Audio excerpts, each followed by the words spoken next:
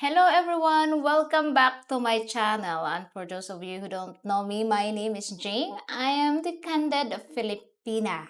Okay, so today I'm gonna discuss a little story which is actually true.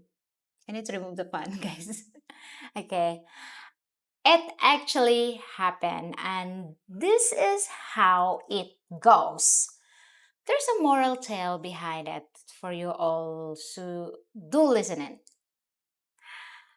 Um, about 6 or 7 years ago, or maybe a bit longer, I was introduced to a friend, to a guy called Paul, who was from land down under, Australia.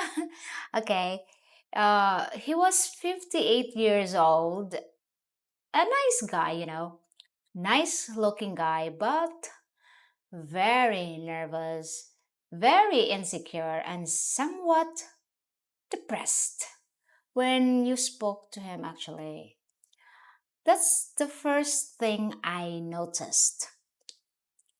But anyway, she knew him, her boyfriend knew him, and though through them, I knew him just as a friend. Okay, actually, only just met him 2 or 3 times with them as a company. Anyway, he rented a place in Mactan near the airport for a number of months while he processed his SRRV, correct me if I'm wrong, which he actually got. Now, as soon as he got that, he uh, enabled him to purchase a condo, which he's always wanted in a place called Maribago, um, overlooking the sea in Mactan. He moved in, and me and my girlfriend and her boyfriend popped to visit him after he moved in. And he had a beautiful place with a lovely views. That's what I never forget, the lovely views. Really nice. The only the only thing we're missing was the fact that he didn't have a girlfriend. And he was so wanting to find a girlfriend.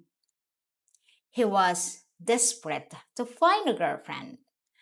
And sometimes when you're in desperation, that's the worst time to look because you'd accept anything that's got a pulse or anything that hops like a frog.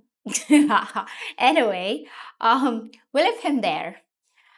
He was still seemed fairly depressed, but you know, that was his choice, and off we went.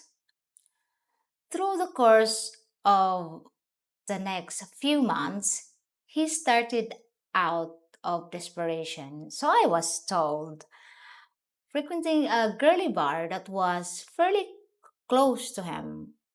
Now, unwittingly, he visited the girly bar. I called it girly bar, guys, because um, there's a lot of girls working in there, serving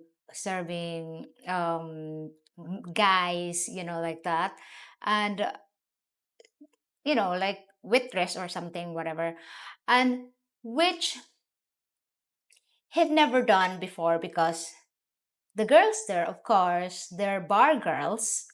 They're trained to give you compliments in order to get girly drinks, okay? Which they get a percentage of course. So as soon as you walk in there, you could look like the back, the back of a bus. But they would still say, Oh, you're beautiful. You're guapo. You're gorgeous. You're handsome. Well, of course, in one way, this helped Paul um, to restore a lot of his confidence because, stupidly enough, he believed all the crap they were telling him. And of course, he was buying them drinks. Okay, just from left, right, and center. Okay, give it to the girls.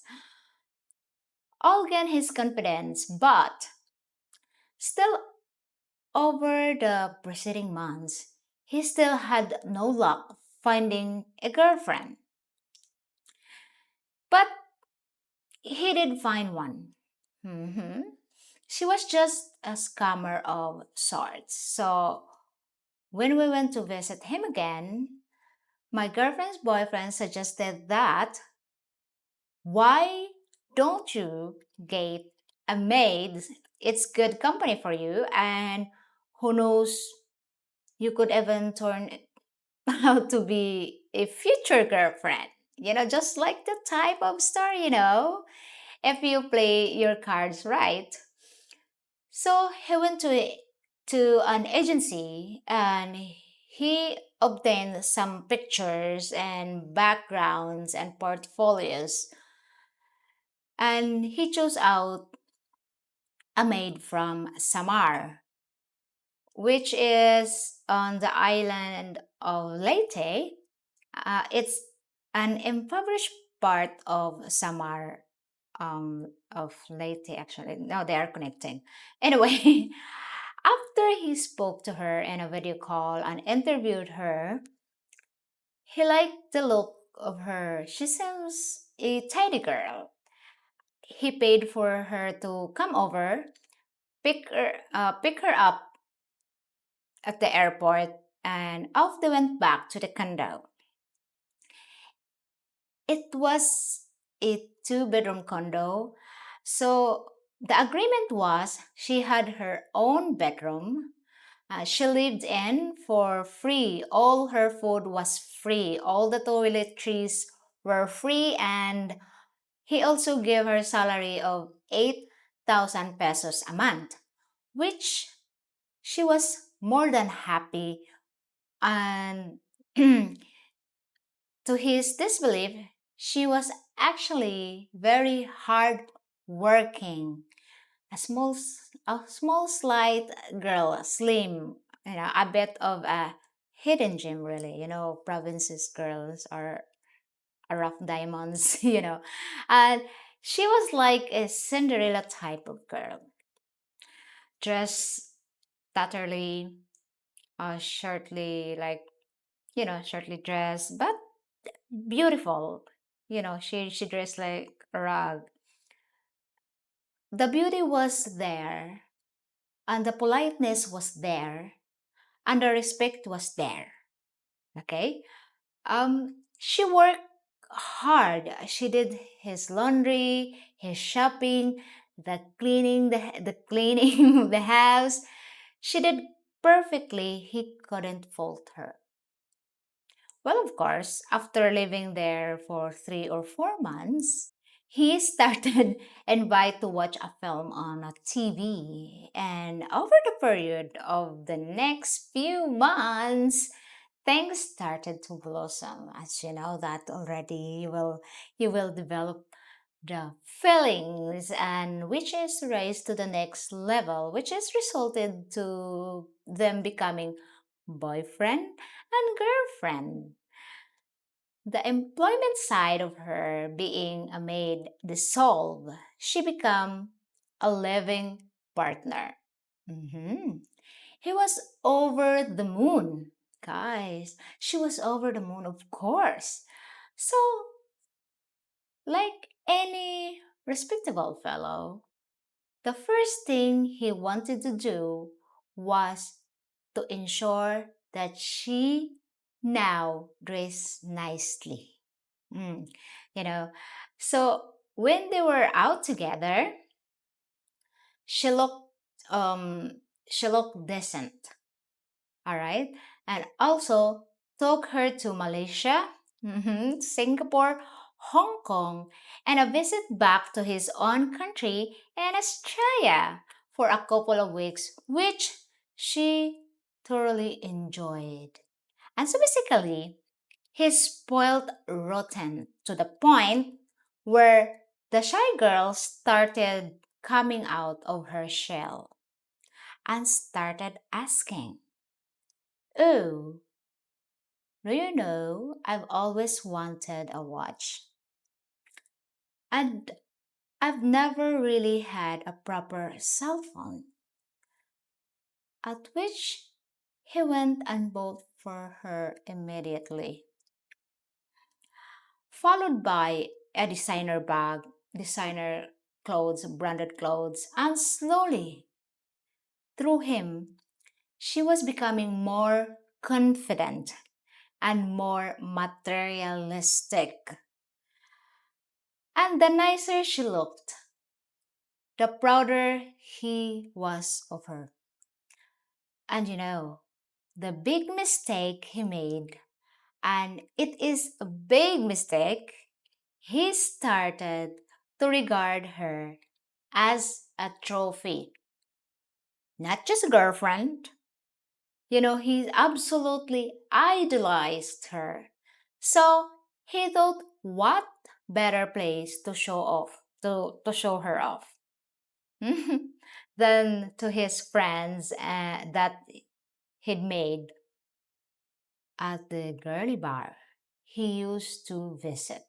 Oh, so down to the girly bar he took her. She didn't want to go there really. She was very shy, but under doors, like pushing it. She went there with him, and they went there to 3 nights a week, and he loved showing her off. Obviously, the guys there that had been in a similar position to him before he got this girlfriend were envious, were curious as where he found her. And he'll always said as well, "Look, and you shall find," you know, smirking to himself. Anyway, in the end, she started enjoying going to the girly bar with him and having a meal there and a few drinks and chatting to some of the girls there. And this went on for a period of time. And then, of course, she started to really become materialistic at this stage, anyway. Cut a long story short, his brother phoned him from Australia, said that his mother was gravely ill. Mhm. He needed to go back home. So she had about a month or so left to live, like that. So he asked Joy to stay in the house, in the condo, um, and look after the condo. He made sure there was enough food there for her and that enough to pay the bills, and that's what happened. He went off to Australia. And I haven't mentioned the fact that during this time, he thought he taught her to drive and he bought her a small car, which is fantastic. So she could go out and shopping for her or whatever. Anyway, he phoned her 6 weeks later. He said was on just about to board on a plane on his way back. She then went down to the airport to meet him, pick him up, and they went back to the condo. While she was out shopping one day, and he was a little bored, he went on a Facebook social media, Facebook guys, and looked through their, of course, you see, sometimes come up friends you may know, And a few people came up, friends they may know. Okay. And he recognized a couple of them from the girly bar. So he had a look of their timelines and was happily scrolling through a couple of them when all of a sudden, shock, horror, his jaw dropped in disbelief. He could not believe what he saw on this timeline. One of the guy at the girly bar was there with Joy. In a bikini, kissing and hugging, dancing, video clips in Australia. Whilst he had been in Australia at the same time, obviously different place. He was shocked beyond his world crumbled. Shocked, disbelief in everything.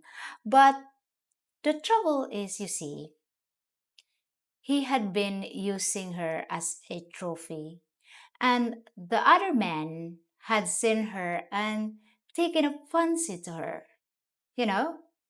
So, of course, he caused the problem realistically. Anyway, she returned home. They had a few words, and it resulted in them breaking up. She moved out and she went to knock on the door of the boyfriend that had taken her to Australia, the other guy. Of course, he thought his luck was in. He took her in for a few months, used and abused her. Realized she'd become materialistic and wanted this and wanted that and wanted anything. So he broke her up also. And this stage, she had no money left. What did she do? She asked for a job in the bar where the girls work, the girly bar, and she started working there.